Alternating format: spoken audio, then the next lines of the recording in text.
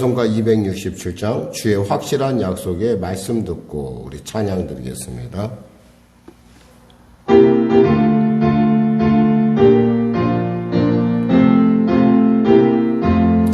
주의 확실한 약속의 말씀 듣고 주만 믿으면 구원을 얻으리라. 할렐루야 할렐루야 내가 예수를 믿어 그의 흘리신 피로 내 죄 씻었네. 할렐루야 할렐루야 내가 예수를 믿어 그의 흘리신 피로 내 죄 씻었네. 나의 갈 길이 험하고 위험하나 항상 예수의 도우심 믿고 가네. 할렐루야 할렐루야 내가 예수를 믿어 그의 흘리신 피로 내 죄 씻었네. 할렐루야 할렐루야 내가 예수를 믿어 그의 흘리신 피로 내 죄 씻었네. 주의 보좌에 천사들 둘러서서 우리 구주를 높이어 찬양하네.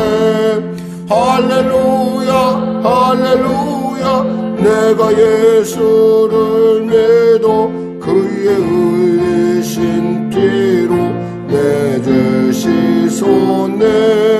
할렐루야 할렐루야 내가 예수를 믿어 그의 흘리신 피로 내 죄 씻었네. 예언자들과 왕들도 반열대로 황금길 따라 나와 찬송하네. 할렐루야 할렐루야 내가 예수를 믿어 그의 흘리신 피로 내 죄 씻었네. 할렐루야 할렐루야 내가 예수를 믿어 그의 흘리신 피로 내 죄 씻었네. 우리 모두 다 그 반열 뒤따르며 함께 즐거운 찬송을 부르리라. 할렐루야 할렐루야 내가 예수를 믿어 그의 흘리신 피로 내 죄 씻었네. 할렐루야 할렐루야 내가 예수를 믿어 그의 흘리신 피로 내 죄 씻었네. 하나님 감사합니다. 오늘 하나님께서 귀한 아침을 주시고 이 아침에 또 주님의 그 말씀으로 우리의 구원의 그 놀라운 그 치밀함과 그리고 그 은혜와 그 복됨을 우리로 이 아침에 살펴보게 하심을 감사합니다. 살아계신 주님 이곳 가운데 임재하셔서 역사하셔서 병든 자 치료하여 주시고 문제가 이제 해결받게 하시고 눌린 자 자유케 하여 주시고 길을 잃고 방황한 자에게 길이요 진리요 생명이신 예수님을 만나는 놀라운 성령의 임재하심이 나타나게 하여 주시옵소서. 나라 민족을 불쌍히 여기시고 복음통을 평화통 있게 하시고 북한의 악한 정권 가운데 회개하고 예수 믿고 구원받는 놀라운 은혜, 그들의 잘못된 광신적 믿음 가운데 성령의 바람이 불어 그들이 주 안에서 회개하고 민족 안에서 하나 되어 땅끝 사명을 감당하는 놀라운 자로 변화의 역사, 에스겔 골짜기에 성령의 바람 부는 역사가 나타나게 하여 주시옵소서. 대통령 후보탄 위정자들이 예수 믿고 구원받게 하여 주시고, 또 이 어려운 시대 가운데 하나님의 그 놀라운 계획과 경륜 가운데 쓰임받는 은혜가 임하게 하여 주시옵소서. 코로나 사태가 다시금 또 위기에 당하고 있습니다. 하나님 잘 그 위기를 대처하게 하여 주시고, 이 코로나 속히 종식되는 놀라운 하나님의 은혜가 임하게 하여 주시옵소서. 아울러 전쟁이 멈춰지게 하여 주시옵소서. 전쟁을 일으키고 또 많은 사람들의 피를 흘린 자들 역시 하나님의 그 엄중한 살아계심의 증거 앞에서 그들이 돌이킴의 은혜를 누리게 하여 주시옵소서. 성령의 교회를 인도하시고 통치하여 주시고, 특별히 사랑한 성도들의 일터 가운데 하나님의 크신 도움의 은혜를 부어 주시옵소서. 주님 앞에 탄원하는 그 기도들 가운데 하나님의 살아계심의 증거가 나타나게 하여 주시옵소서. 오늘도 귀한 아침 주심을 감사하며 거룩하신 예수님의 이름으로 기도드립니다. 아멘. 하나님은 살아계십니다. 오늘 여러분과 함께 갈라디아서 3장 말씀을 나누기를 원합니다. 갈라디아서 3장 말씀. 우리 하나님 말씀 같이 합독하겠습니다. 갈라디아서 3장입니다. 어리석도다 갈라디아 사람들아, 예수 그리스도께서 십자가에 못 박히신 것이 너희 눈앞에 밝히 보이거늘 누가 너희를 꾀더냐. 내가 너희에게 다만 이것을 알려 하노니 너희가 성령을 받은 것이 율법의 행위로냐 혹은 듣고 믿음으로냐. 너희가 이같이 어리석으냐. 성령으로 시작하였다가 이제는 육체로 마치겠느냐. 너희가 이같이 많은 괴로움을 헛되이 받았느냐. 과연 헛되냐. 너희에게 성령을 주시고 너희 가운데서 능력을 행하시는 이의 일이 율법의 행위에서냐 혹은 듣고 믿음에서냐. 아브라함이 하나님을 믿음에 그것을 그에게 의로 정하셨다 함과 같으니라. 그런즉 믿음으로 말미암는 자는 아브라함의 자손인 줄 알지어다. 또 하나님의 이방을 믿음으로 말미암아 의로 정하실 것을 성경이 미리 알고 먼저 아브라함에게 복음을 전하되 모든 이방인이 너로 말미암아 복을 받으리라 하였느니라. 그러므로 믿음으로 말미암는 자는 믿음이 있는 아브라함과 함께 복을 받느니라. 무릇 율법 행위에 속한 자들은 저주 아래에 있나니 기록된 바 누구든지 율법책에 기록된 대로 모든 일을 항상 행하지 아니하는 자는 저주 아래에 있는 자라 하였습니다.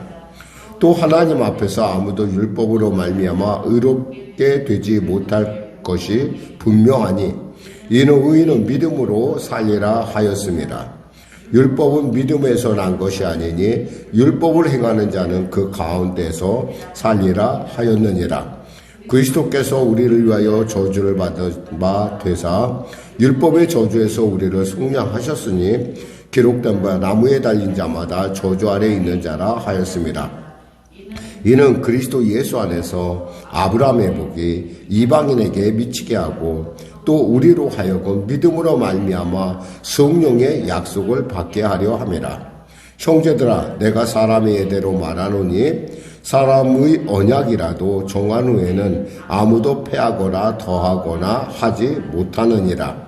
이 약속들은 아브라함과 그 자손에게 말씀하신 것인데 여럿을 가리켜 그 자손들이라 하지 아니하시고 오직 한 사람을 가리켜 내 자손이라 하셨으니 곧 그리스도라. 내가 이것을 말하노니 하나님께서 미리 정하신 언약을 430년 후에 생긴 율법이 폐기하지 못하고 그 약속을 헛되게 하지 못하리라. 만일 그 유업이 율법에서 난 것이면 약속에서 난 것이 아니니라. 그러나 하나님이 약속으로 말미암아 아브라함에게 주신 것이라. 그런즉 율법은 무엇이냐? 범법함으로 더하여진 것이라. 천사들을 통하여 한 중보자의 손으로 베푸신 것인데 약속하신 자손이 오시기까지 있을 것이라. 그 중보자는 한편만 위한 자가 아니나 하나님은 한 분이시니라. 그러면 율법이 하나님의 약속들과 반대되는 것이냐? 결코 그럴 수 없느니라. 만일 능히 살게 하는 율법을 주셨더라면 의가 반드시 율법으로 말미암아 쓰리라. 그러나 성경의 모든 것을 죄 아래에 가두었으니 이런 예수 그리스도를 믿음으로 말미암는 약속을 믿는 자들에게 주려 함이라. 믿음이 오기 전에는 우리는 율법 아래에 매인바 되고 계시될 믿음의 때까지 갇혔느니라. 이같이 율법이 우리를 그리스도께로 인도하는 초등교사가 되어 우리로 하여금 믿음으로 말미암아 의롭다함을 얻게 하려 함이라. 믿음이 온 후로는 우리가 초등교사 아래에 있지 아니하도다. 너희가 다 믿음으로 말미암아 그리스도 예수 안에서 하나님의 아들이 되었으니 누구든지 그리스도와 합하기 위하여 세례를 받는 자는 그리스도로 옷 입었느니라. 너희는 유대인이나 헬라인이나 종이나 자유인이나 남자나 여자나 다 그리스도 예수 안에서 하나이니라. 너희가 그리스도의 것이면 곧 아브라함의 자손이요 약속대로 유업을 이을 자니라. 아멘. 권사님 좀 문 닫으세요. 춥지 않으세요? 닫았어요? 잘하셨어요. 네, 오늘은 좀 여러분에게 이제 좀 치밀한 얘기를 좀 하고자 해요. 이게 이제 우리의 구원의 변증이에요, 사실은.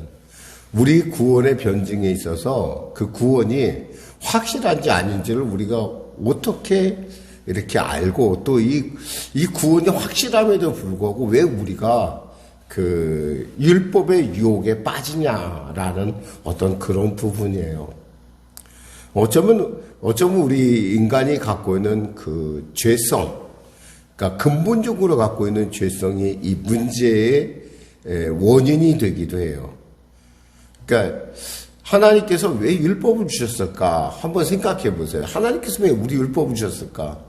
만일에 우리가 죄를 범하지 않는다면 율법이 필요가 없었을 거예요. 그저 믿음으로 구원받는 것 그 자체가 아브라함이 하나님을 믿음으로 말미암아 하나님께서 아브라함을 의로 여기셨던 그 믿음이 이 모든 것을 다 이렇게 포용할 터인데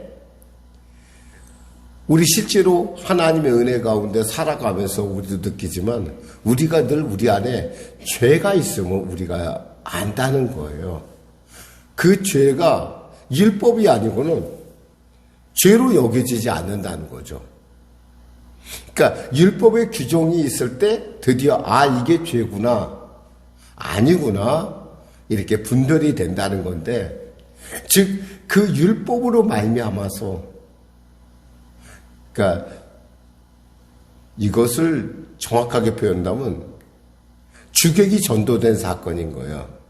율법으로 말미암아 구원을 받을 수 있어요.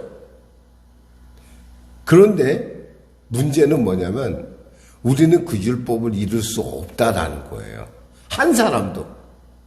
여기서 우리가 본문 중에 여기서 항상 지켜야 된다라는 말이 있어요. 율법을 얘기하면 항상 지켜야 된다라는 말인데, 그러니까 왜 항상 행하지 않는 자는 여기서 10절에 보면 이런 말씀에서요. 무릇 율법의 행위에 속한 자는 저주 아래 있나니 기록된 바 누구든지 율법책에 기록된 대로 모든 일을 항상 행하지 아니하는 자는 저주 아래 있는 자라 하였습니다. 우리가 항상 율법의 그 조항을 다 지킬 수 있을 사람이 이 땅에 있을까요? 없다라는 거예요. 그러니까 율법은 뭐냐면 율법이 생긴 일에 우리는 내가 이 죄 아래서 나는 정말 무능한 자이구나라고 깨닫게 한다는 거죠. 그래서 하나님께서 그 무능한 자들을 하나님께서 깨달은 자들을 구원하시기로 한 것이 뭐예요? 믿음이라는 은혜라는 거예요. 그래서 믿음은 하나님 주신 선물이에요. 이 믿음이 없이는 우리는 구원을 받지 못해요. 근데 그 믿음을 믿음되게 하신 분이 누구겠어요? 성령님이라는 거예요. 지금 갈라디아 교인들의 공통적인 특징이 하나 있는데 뭐냐면 그것은 그들이 성령을 받았다는 거예요. 그러니까 성령을 받았다는 건 거꾸로 얘기하면 이 사람은 믿음으로 구원받은 사람이라는 거예요. 그러니까 믿음으로 구원을 받은 사람인데 이들에게 지금 거짓 형제들이 와서 얘기하는 거 뭐냐면 야 그거 갖고 안 돼. 야 너 좀 너무 시시하지 않냐? 율법도 지켜야 되지 않냐? 라고 얘기를 해서 예수 그리스도가 십자가에 그들을 위해 죽으신 것을 율법의 지킴으로 살짝 바꾸려고 하는 거예요. 왜 폼나지 않거든. 우리가 아무것도 한 것이 없거든. 그죠? 예수가 십자가에서 날 위해 죽으셨다는 그 사실만 내가 믿으면 구원받는 것 자체가 너무나 좀 쉬워 보이는 거예요. 근데 사실은 쉬운 게 아니에요, 그것은. 그것은 믿음의 초보일 때 얘기고, 믿음의 생활을 하다 보면 있잖아요. 그 믿음이 우리로 하여금 삶을 통해서 이야기하게 만들어요. 사실 그게 쉽지가 않아요. 이걸 정확하게 그리자면 여러분에게 그림으로 그린다면 이런 거예요. 우리가 예수 그리스도를 구세주로 믿는 순간 우리는 구원이라는 그림을 그려냅니다. 어떤 그림이냐면 스케치를 하듯이 그림을 그려요. 그림을 그릴 때 보면 스케치 먼저 하잖아요. 스케치하고 거기다 이제 구도를 잡고 색깔도 칠하고 막 이러면서 그림이 완성돼 가잖아요. 근데 스케치 한 것만 가져도 우리는 윤곽을 알아요. 이 사람이 무엇을 그리려고 했구나라는 걸 알아요. 마찬가지로 우리가 예수를 믿는 그 순간 우리에게는 구원이라는 아주 굵직한 그림이 그려져요. 근데 디테일은 완성된 것은 아니에요. 거기에 디테일을 완성하는 건 뭐예요? 우리의 삶이에요. 삶. 어떤 사람은 그 구원의 그 그림이 선명한 사람이 있는가 하면 어떤 사람은 흐리멍텅한 사람도 있을 거예요. 우리가 그림을 보면 그러잖아요. 어떤 그림은 좋은 그림이고 어떤 그림은 좀 이상하다라고 하는 그런 그림도 있듯이 이렇게 선명한 그림을 그려내는 것이 사실 우리의 삶이에요. 그런데 그 믿음에 갖고 있는 그 오묘한 데까지는 아직 갈라디아 교인들이 이르지 못했어요. 그렇기 때문에 거짓 형제가 와서 야 그거 아니야. 그렇게 그리는 것이 아니라 거기에 그렇게 색깔 넣는 게 아니라 율법으로 색깔 넣는 거야 라고 얘기한 거예요. 근데 그거 좀 지나쳤죠. 물론 우리가 예수를 믿다 보면요. 예수를 믿으면 우리가 어떤 하나님께서 주신 능력이냐면 율법대로 사는 것이 편하다는 걸 알아요. 율법대로 사는 게. 그전에는 율법대로 사는 것이 정말 힘들다라고 생각했는데 이 성령이 우리 안에서 능력을 주시기 시작하면 있잖아요. 그 율법대로 사는 게 편해. 그리고 그렇게 사는 게 하나님을 기쁘시게 하고 그것이 나의 삶 가운데 자연스럽게 느껴져요. 왜냐하면 우리는 예수의 생명 안에서 다시 태어났기 때문에 그래요. 근데 이 땅에서 요구를 완벽하게 성취하신 분이 누구십니까? 예수님이라는 거예요. 목사님 그걸 어떻게 알아요? 그것은 예수님이 부활하심을 통해서 우리는 예수님께서 죄 없으신 분이고 죄 없다는 것은 바로 그분이 모든 율법의 조항을 완성했다는 거예요. 그러니까 그분의 은혜가 우리 안에 임하니까 우리가 그분 비슷하게 살아가기 시작하는 거예요. 그분은 아니지만 우리가 작은 예수로서 그래서 작은 예수란 얘기가 나오는 거예요. 살아가는 것이 편한 거예요. 이 얘기를 지금 오늘 본문은 아주 치밀하게 이야기하고 있어요. 이게 결코 쉬운 본문은 아니에요. 한번 살펴볼까요? 잠깐 한번 살펴보겠습니다. 자, 어리석도다. 갈라디아 사람들아. 보통 바울은 사랑하는 갈라디아 사람들 이렇게 이제 어리석도다 이렇게 얘기하지는 않아요. 이것은 뭐예요? 너무 답답하다는 거예요. 야, 너희들 어떻게 그런 유치한 그 유치한 사람들의 그 거짓말에 그렇게 쉽게 속니? 우리가 가끔 이단에 빠진 사람들을 보고 있으면요. 어떻게 저게 가능하지? 어떻게 저게 믿어지지 할 때가 있어요. 여러분 생각해봐요. 저 신천지 사태, 그때 우리 코로나 사태 하면서 그 사람들이 막 거기에 있잖아요. 바닥에 있잖아요. 아주 무릎 꿇고 딱 앉아있어요. 그거 2시간 예배를 드린대, 그렇게. 어머, 우리 교회에서 제가 만약에 이 의자 다 치우고 그렇게 예배 들어가면 우리 교인들 다, 아유, 뭐 예배 못 드리겠어, 목사님. 그럴 거예요. 그런데 이만희 씨 앞에서 그들이 다 그렇게 예배를 드려요. 상상이 안 돼. 그 중에는 있잖아요. 굉장히 똑똑한 사람들 있고, 나름대로 신앙생활 오래 했던 사람들이 거기에 질비하게 있어요. 이해가 안 돼. 어떻게 그 자세로. 저는 멀쩡해도 그 자세 못하겠더라고. 근데 그 사람들은 그렇게 하고 예배를 드린대요, 그것도.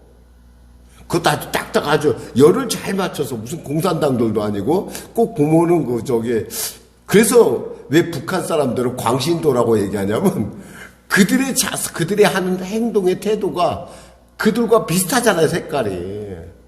이해가 안 된다는 거죠. 그러니까 어리석다는 얘기를 하는 거예요. 정말 바울이 답답한 거예요. 어떻게 그런 유치한 거짓말에 속아 들어가느냐. 우리가 그러잖아요, 우리가. 이단에 빠진 사람들. 어떻게 저 말을 믿지? 어떻게 이만희가 구세주야? 어떻게 문선명이가 구세주야? 어떻게 김정은이가 백두혈통? 김정은이가 백두산에 올라가긴 했는지 어쩌는지 잘 모르겠지만 백두산에 그 혈통이 뭐 있어요? 그런 게 어디 있어요? 누가 그런 거 만들었어? 근데 그걸 믿어요, 그 사람들은. 아시안 게임에 왔을 때 그때 김정일이 사진이 뭐 이렇게 신문에 있었던 저기가 길바닥에 떨어지니까 막 울었대요. 그 응원단들이 보고. 그게 울 일이에요. 그럴 수도 있는 거지. 그런데 그렇게 어리석게 보이는 일을 갈라디아 교인들이 지금 행하고 있다. 이건 팩트예요, 팩트. 그러면서 얘기를 하는 거예요. 자, 너희들이 성령 받은 것, 뭐 때문에 받았느냐? 행위냐, 믿음이냐? 믿음이라는 거죠. 4절에 보면, 너희들이 이렇게 예수 믿고 괴로움 당한 거, 이거 정말 이게 헛된 것일까? 라고 본 거예요. 헛되지 않죠. 예수 믿음으로 말면 우리가 얼마나 많은 핍박을 받는지 몰라요.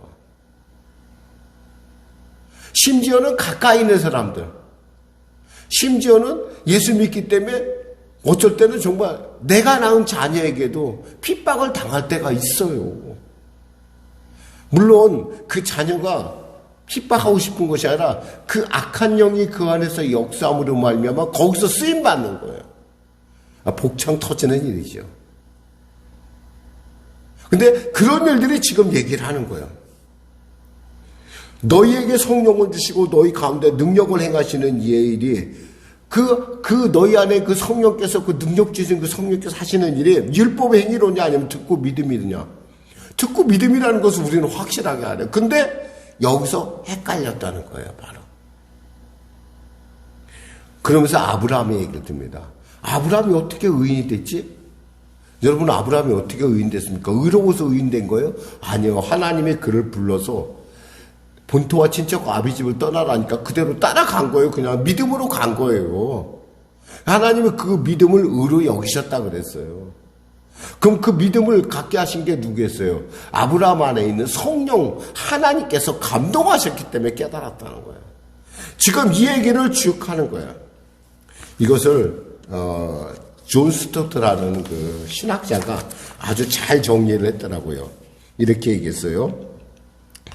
율법은 오늘날에도 여전히 하나님이 주신 의무를 담당하게 한다. 우리 시대의 교회들이 저지르는 가장 큰 실수 가운데 하나는 죄와 심판을 덜 강조하는 경향이 있다. 율법을 우회하여 복음으로 직행해서는 안 된다. 그것은 성경 역사에 나타난 하나님의 계획과 충돌을 일으킨다.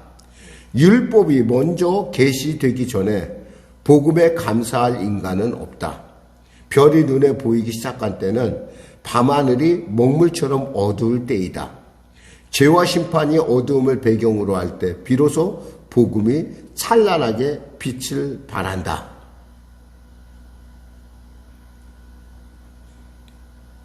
율법이 있었기 때문에 이 구원이 이렇게 소중한 것이구나라는 걸 깨닫는다는 거죠. 갈라디아 교인들에게 바울이 어리석다 한 것은 바로 그러한 너무나 명쾌한 그 사실을 그들이 그 거짓 형제들의 꼬임에 넘어가는 것을 보고 너무 안타까워서 지금 이 3장이라고 하는 이 장을 통해서 이야기를 하는 거예요. 저는 여러분이 우리에게도 이러한 기질이 있다라는 거예요. 그러니까 우리가 이단의 말에 쉽게 넘어가는 거예요.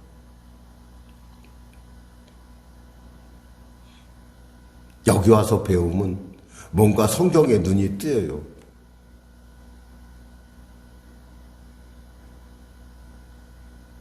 성경이 왜 있어요? 성경은요, 우리라는 구원의 도리를 하나님께서 알려주시기 위해서 있는 거예요. 그 구원을 깨뜨리는 어떠한 시도도 우리는 인정하거나 거기에 타협할 이유가 없다라는 걸 알아야 돼요. 저는 여러분이 가지고 있는 구원의 그 놀라운 은혜와 풍성함이 그 성령에 주시는 그 특별한 은혜가 여러분에게 있고 여러분을 통하여 아브라함의 복이 하나님의 자녀가 되는 놀라운 특권이 있다라는 걸 믿음으로 얻는다는 사실을 다시 한번 강조합니다. 기도하겠습니다. 하나님 감사합니다. 말씀을 전했습니다. 사랑하는 성도들의 구원의 확실한 그리고 그 구원을 확실하게 하는 성령님과 그리고 그 성령을 통하여 주시는 믿음의 신실함 그리고 율법이 우리에게 주는 그 신실함을 더 신실하게 해주는 그 명쾌함을 우리가 분명하게 알아서 주님이 주신 그 구원의 은혜 가운데 흐트러지지 않도록 은혜 베풀어 주시옵소서. 예수님의 이름으로 기도드립니다. 아멘. 우리 말씀 생각하고 찬양하고 기도하겠습니다. 찬송가 265장입니다.